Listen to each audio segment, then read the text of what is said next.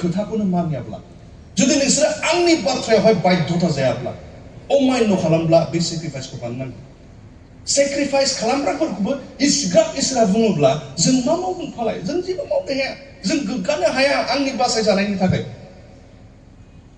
जों मा खालामो गिर्जायाव फैयो बोसोन फरायो जों खोनासङो बेल'सो जोंनि बिसासि मानसिफ्रा जिहुदिफोरखौ बेयावहाय खृष्टान फार्स्ट सेन्चुरिनि खृष्टानफोरखौहाय बेखौनो बुंदों हाफ सेन्चुरि स्ल'दोंमोन गालासियान्सखौ लिरनाया AD 49 जास्ट हाफ सेन्चुरिल' जादों बे समावनो बिसोरो ओरैबायदि गुसिग्लायलांबाय जे जिसुनि फोरोंनायनि लामायाव नङालासिनो गुबुन मोनसे गसपेलावहाय बिसोर गावनि खोमाखौ लागायबाय आरो ओरैबायदि मानसिबो दंमोन कलसियान्सआव जों फरायबोनो हायो खोमा खुजुलि खोमा मानग्रा माने माखासे बिसासिफोरबो दंमोन जाहैदों बे खोमा मानग्रा बिसासिफ्रा मा खालामो गाव जि बाथ्राखौ खोनासंनो लुगैदों बेखौसो बुंनो थिनो फर एग्जाम्पल टिमथिखौबो जोबोद टर्चार खालामदों मानि थाखाय टिमथिया उन्दै बैसो समावहाय इसोरनि खामानि मावनो ओंखारनाय समावबो मानि थाखाय गोसो फिसा जादोंमोन मानोना बेखौ फ्रिडम होआ he was not given any freedom because the Ephesian church they were highly educated intellectual मानसिफोर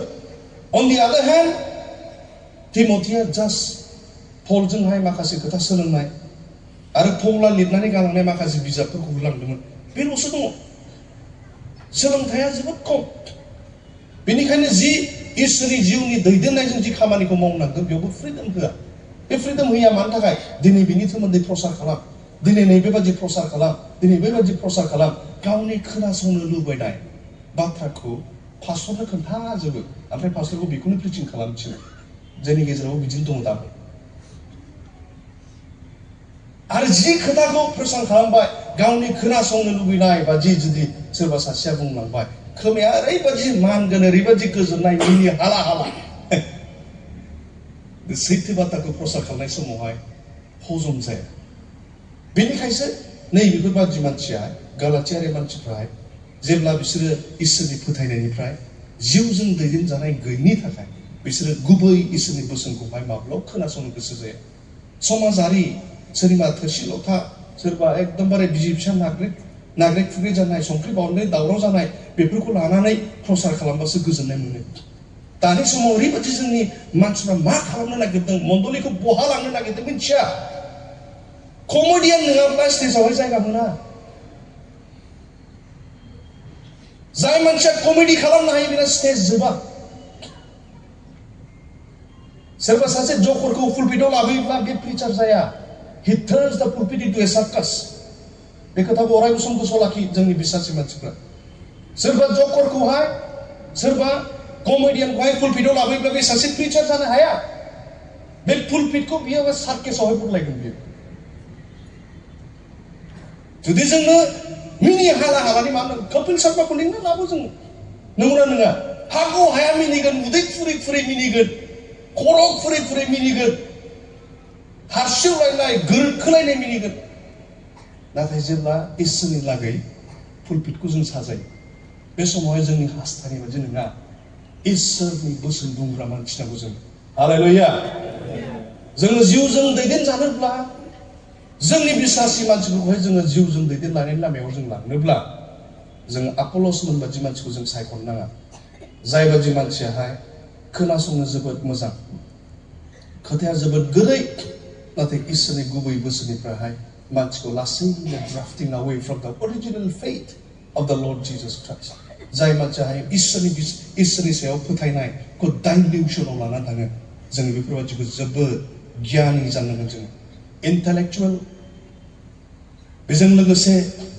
हाइलि लिटारेट हाइलि क्वालिफाइड मानसि बेजोंल' जों खारनो नाङा गियानि मानसिखौ जों नागिरनांगौ मानि गियानि सर्ब गियानि मानसियाहाय जोंनि बिसासिफोरनि गेजेरावहाय जिउजों दैदेनजानाय मानसिया नांगौब्ला बे BTSल' जाथों बा MDipl'ल' जाथों बा डिप्ल'माल' जाथों जुदि बे जिउजों दैदेनजायोब्ला बेनि खुगानिफ्राय अरायबो सम इसोरनि गुबै राव ओंखारगोन हालेलुया बेनिखायनो दिनैनि दिनावहाय निउक्लियार वेपन फर एग्जाम्पल इउरेनियामा मा बुस्थु साइन्टिफिकेलि एक्चुअलि साइन्स फरायग्रा गथ'फ्रा मिथिगोन सारमोनहा मेडामफ्रा मिथिगोन साइन्सनि बेकग्राउन्डनि मानसिफ्रा इउरेनियामा मा बुस्थु It is a force, natural force to preserve the environment, to preserve the creation. जोंनि भुमण्डलखौहाय प्रिजार्भ खालामग्रा मोनसे फर्स, जोंनि भुमण्डलखौहाय प्रिजार्भ खालामग्रा मोनसे फर्स बियो। गोबां फर्स दङ, बिनि मादाव मोनसे फर्स। खिन्थु बेखौ मा खालामो? हाइलि इन्टेलेक्चुअल मानुस, साइन्टिस्टफोर मा खालामबाय? हाइलि डिस्ट्राक्टिभ वेपनाव टार्न खालामबाय। प्रिजार्भेशन प्रटेक्टिभनिफ्राय मा खालामो? डिस्ट्राक्टिभआव बोलो खालामो। इन्टेलेक्चुअल मानसिफ्रा बिदि खालामो।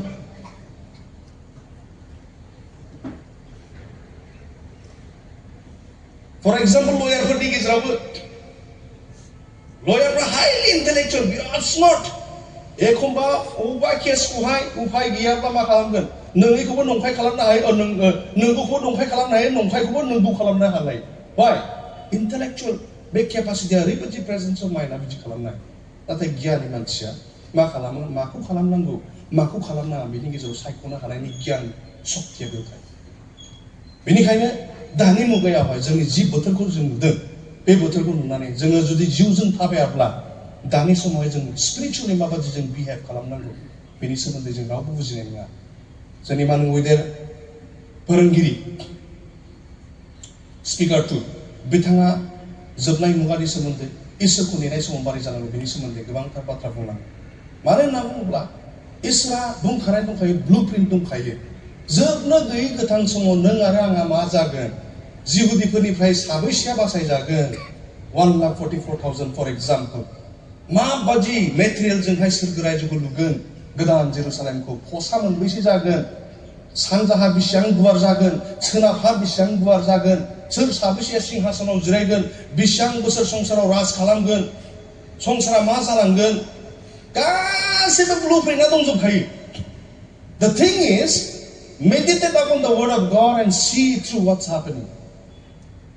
आरो जों बिसासि मानसिफ्रा जिसुआ बुङो बेफोरखौ नुयोब्ला नोंसोरो उसाव बादाव दाजा, मानोना बेफोर जाखानांगौ। खिन्थु दा जों मा जानो हायो? जों मा जायो? बेफोरखौ नुयोब्ला जों मा खालामो? उसाव बादाव, आयौ संसारा मा जाखो? बेबादि बाथ्राया मानि थाखाय फैयो? जों मानो खालामनांगोन? इसोरनि जिउजों दैदेनजानाय मानसि जायोब्ला इसोरनि जिउआ मा खालामगोन? पेशेन्स। समा जाबोगासिनो, पेशेन्स। आरो जों माबादि बिहेभ खालामनांगौ बिदि समाव इसोरनि जिउआ दैदेनगोन। हालेलुया। बेनिखायनो आङो जास्ट इन्ट्रडाक्टरि हिसाबै दिनैनि आं बे सारमनखौ बिदिनो बुंलांबाय आरो नोंथांमोननो बे माखासे बाथ्राफोरखौ बुंबाय। मानो होनना बुङोब्ला गालाथियारि मानसिफोरनि जि सिचुवेसन, जेरैबायदि बिथांमोनहा इसोरनि अननायजों, दयाजों आरो बिनि अनुग्रहजों जि फ्रिडमखौ मोन्दोंमोन, बे फ्रिडमखौ मोननायनि उनावहाय बे फ्रिडमखौ मा खालामदों? मिसइउज खालामदों। आरो जाय मानसिया ट्रेडिसनावहाय खारफिनो, गोदोनि परम्परागतहाय खारफिनगोन, जोङो बिदिसो नुबोदोंमोन, इसोरनि बोसोना मा खालामो बेखौ नङा। आं गोबांथार समावहाय खोनाबोदों। मानोना जोङो इसोरनि खामानिखौहाय मावनो थाखाय जोङो ट्रेडिसनजों खारा। जोङो मा खालामगोन? जों इसोरनि फोरोंनाया माबादि खालामो। फर एग्जाम्पल जेरैबायदि मार्टिन लुथाराबो बेखौनो खालामदोंमोन। परम्पराबो जोंहाय रमान केथलिक चार्चखौ बोरैबादि दैदेनबोदों। आरो बासायजानाया बोरैहाय जोङो मण्डलिनि ट्रेडिसनखौ फल' खालामनाय जों जागोन फालाय? अबेबा मोनसे जोङो बक्सखौ बायनानै बोरैहाय आं बासायजानायखौ मोनगोन फालाय? फर एग्जाम्पल इन्डालजेन्सखौ ओरैबादि लिरदों, एक्सप्लेनेसना जन टेटसेलआ ओरैबादि एक्सप्लेन खालामदों। जायहा जन टेटसेलआ लानानै फैदोंमोन उइटेनबार्गआवहाय, लानानै फैनाय समाव ओरैबादि एक्सप्लेन खालामदों। फै रायजोफोर, फै बिसासिफोर, जेब्ला नोङो नोंनि फैसाखौ बे इन्डालजेन्स बक्सनि सिङाव गोलैगोन, सोनानै होगोन, आरो बे इन्डालजेन्स बक्सनि सिङावहाय जेरै बेलभेट दङ, फोथार जानाय बेलभेट, माने सिङावहाय बिदि दङ, बे बेलभेटआव नोंनि फैसाया गोग्लैनाय लोगो लोगो नोंनि जिउआ बै गोलैसोनाय जिबननिफ्राय एकदमबारे रंजाखांगोन, डाइरेक्ट सोरगोआव थांनायनि बोलोखौ मोनगोन।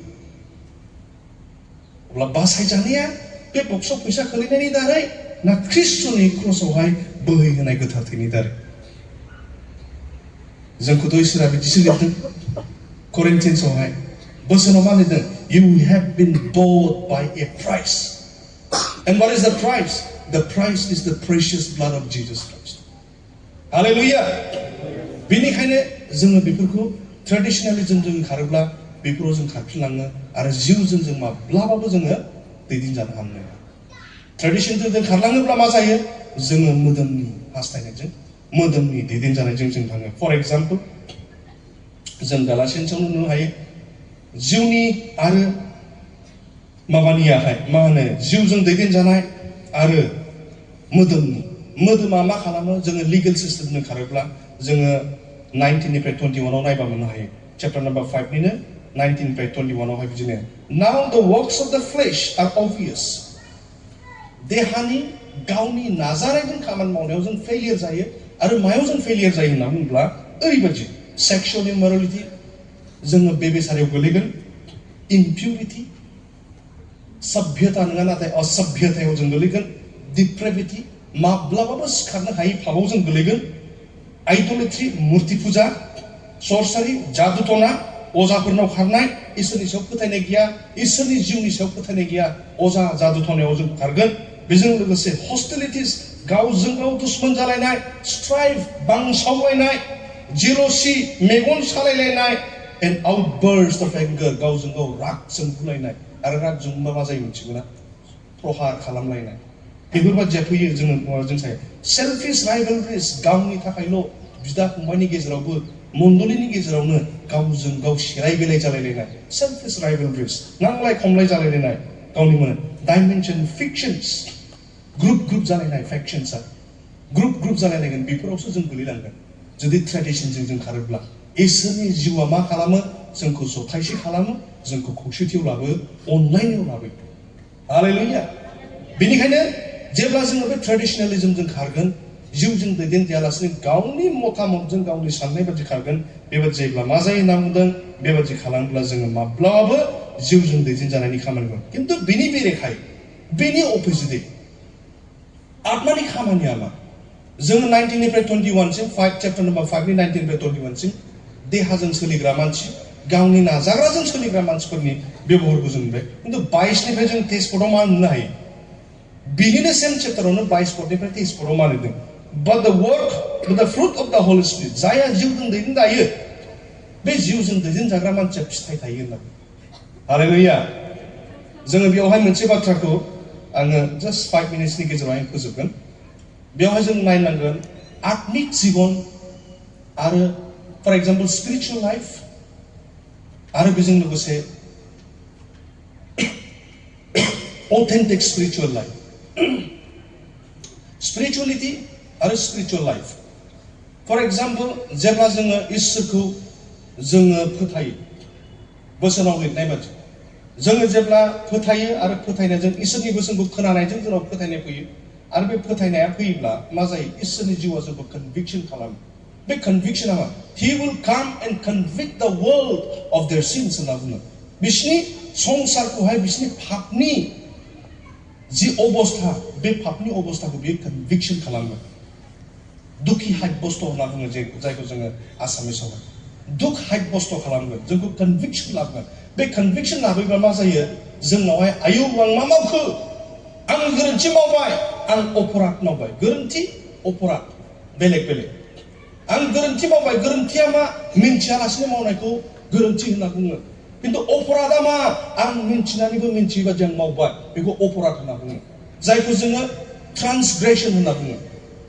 इंलिसाव जोंखौ मा होनो ट्रान्सग्रेसन बेखौ जों मिस्टेक होना ख्रिस्टियान मानसिफ्रा 100आवहाय 90% मानसिया माब्लाबाबो गोरोन्थि मावा किन्तु मा मावो अपराध मावो जों अपराध खालामो जों मिथिगौ नाथाय मिन्थियै बायदि मावो बेखौ अपराध होनो बेनिखायनो एखमबा समावहाय जों पाप सिखार लायोब्ला मा खालामनांगौ आंनि गोरोन्थिफोरखौ होनना बुङोब्ला बेखौ इसोरा माब्लाबाबो गनाया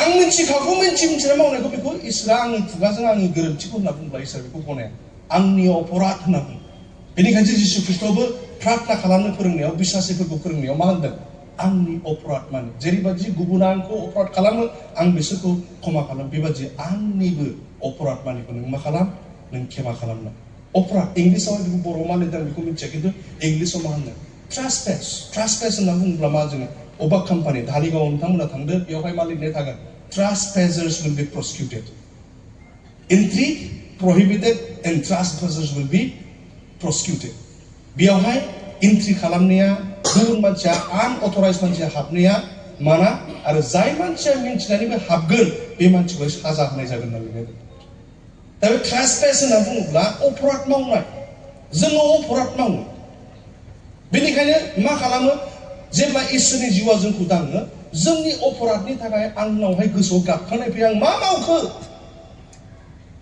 बेजों मा लाबोयो नेक्स्टआव जे रिपेन्टेन्सआ मा आङो बिदि मावलिया आंनि थाबायनाय लामा आं थांफिनलिया आंनि मावनाय खामानिखौ आं मावफिनलिया आं एबार मा खालामगोन ख्रिस्ट'नि लामायाव आङो जिउनि हान्थिनायाव आं संग्रैगोन बे बाथ्राखौ आं डिसिसन लागोन बेखौ रिपेन्टेन्स होनना बुङो आरो बे जेब्ला जों रिपेन्टेन्स लाबोयो इसोरनि लामायावहाय गावनि देहानि बोलो थैनि सक्तिजों जों माब्लाबा थाबायनो हाया इसोरनि जिउनि बोलो जोंनो नांगौ बेनिखायनो इसोरनि जिउमाखौहाय जोंनो गावनि राइटियासनेसनि लामायावहाय थाबायनो थाखाय इसोरा जोंनो बे जिउमाखौ हरदोंमोन बेनिखायनो जोङो बे इसोरखौ जोङो इसोरनि रायजोखौ संग्रैनोब्ला मोनसे खोथाखौ अरायबो जों गोसोआव लाखि इसोरा मा बुंदों अल्ड टेस्टामेन्टआबो निउ टेस्टामेन्ट बे खोथाखौ बुंदों नोंसोरो गोथार जा मानोना आङो गोथार जुदि इसोरा गोथारब्ला बिनि रायजोआ गोथार आरो बे रायजोनि सिटिजेन्सफ्रा मा जानांगोन गोथार जानांगोन बेनिखायनो गोथार लामायाव संग्रैनोबा मा खालामगोन आंनि थैनि बोलोजों आंनि मोदोमनि सक्तिजों हाया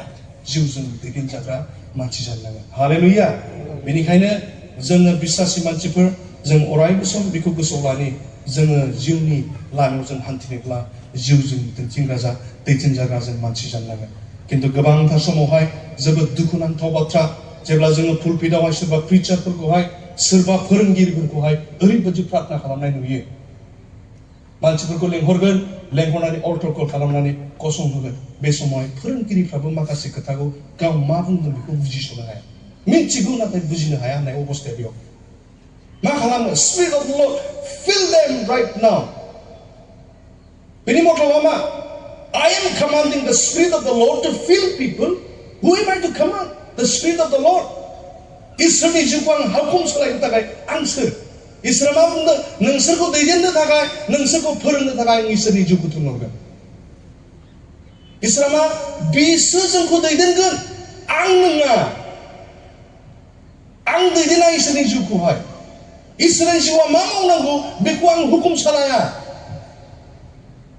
At the same time you say heal them Jesus heal them right now जिसु ख्रिस्टखौ जेरैबादि चिफ इन कमान्डार हुकुम सालायनाय बादि जोंनि गेजेरावहाय जोंनि सार सासे दङ बे एडमिनिस्ट्रेटिभ सार्भिसाव थानानै फैनाय मानसि मोनसे डिस्ट्रिक्टनि हेड हुकुम होनाया मा बेयो बिथाङा मोजां मिथिगौ 42 years होनदों नामा सार्भिसाव थानायहा एक्टिभलि सार्भिसाव थानाय मानसि हुकुम सालायनाया मा बिसोरो मोनसे हुकुम सालायबानो मा जायो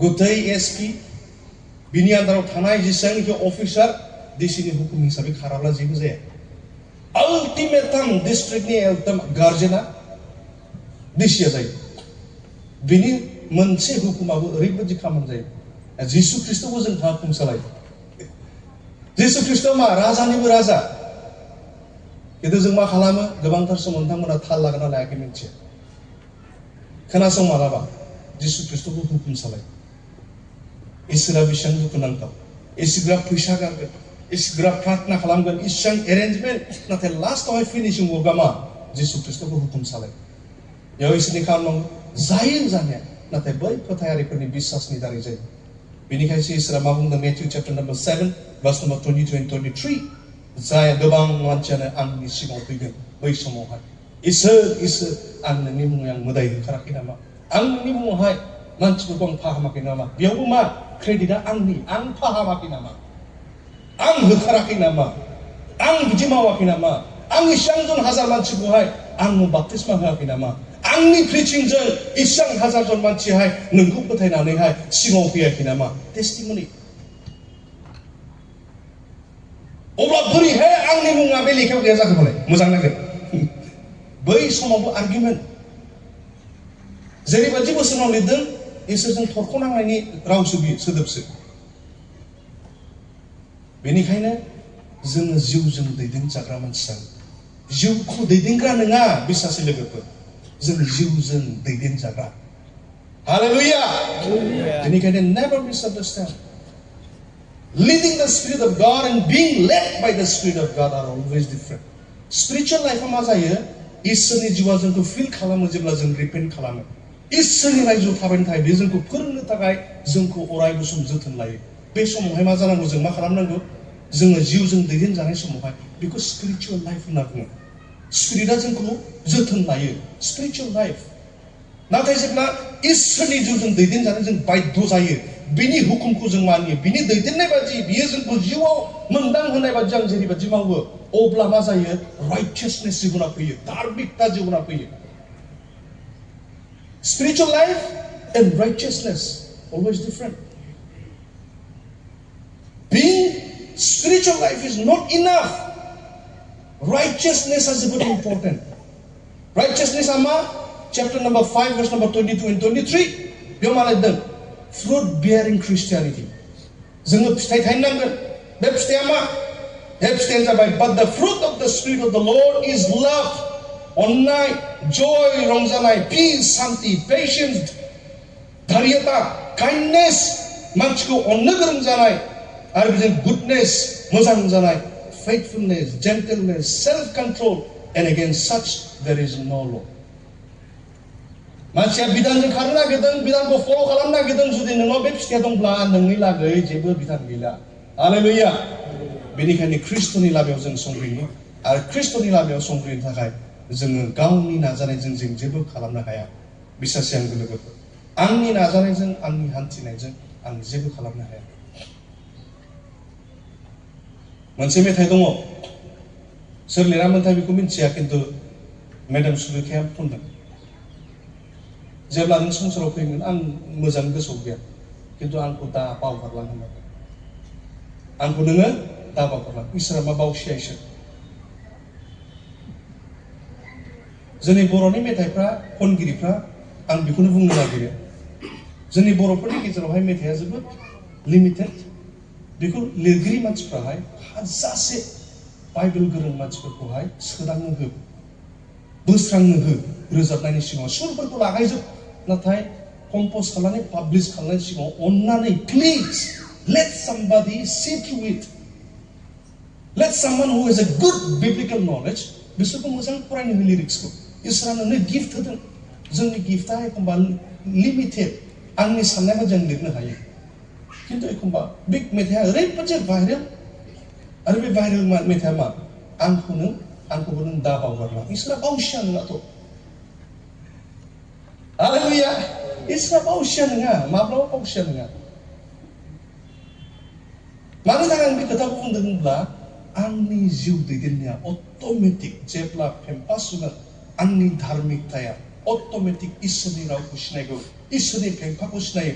आं मिन्थियै समावनो मेगन मेख्रेबसेयावनो आंनि जिउआ सोलायगोन, देहाया सोलायगोन होनना बुंदों। आंनि नाजानायजों नङा, इट हेपेन्स अट'मेटिकेलि। हालेलुया। आरो इसोराबो रावखौबो बेखौ रावखौबो ओइ उमुक होननानै बिदि नङा। नाथाय मा होनगोन? जेब्ला इसोरा फेम्फा सुगोन, माने धोरोमियाफ्रा अलरेडि बिसोरनाव क्वालिटि दङ, आइडेन्टिटि दङ। फर एग्जाम्पल ब्लुटुथ कानेक्सन बा वाइफाइ कानेक्सन, नोंनि पासवर्डआ अलरेडि सेटिं दंखायो, अपेन खालामनाय लोगो लोगो नोंनि हटस्पटआहाय, नोंनि वाइफाइहा कानेक्सन जागोन। इसोरनि फैनायाबो बेबादिनो। बे रावखौबो अन्याय खालामनानै गाव बावलाङा। बे बावलांगोन होननाय लोगो लोगोनो मा जाहैबाय? नोंखौ अन्याय खालामनानै गालांनाय।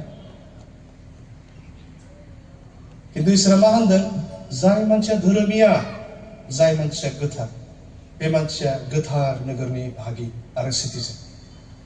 बेनिखायनो जोङो बे लेभेलाव थांनोब्ला, बे आत्माजों फैनाय समावहाय जों थांफानोब्ला, बे आत्माजों फैनाय समखौ जों सिनायनोब्ला, आरो दानि बोथोरा जोंखौ मा थिनगासिनो बेखौ जोङो सिनायनोब्ला मा खालामनांगोन? जिउजों दैदेनजाग्रा जों बिश्वासि जानो नांगोन। हालेलुया। इसोरनि बोसोना बयनिबो सायाव आशीर्बाद थाथोंसै। जों फैगौ सेसन्सफ्रावहाय जों आरोबाव गोथौयै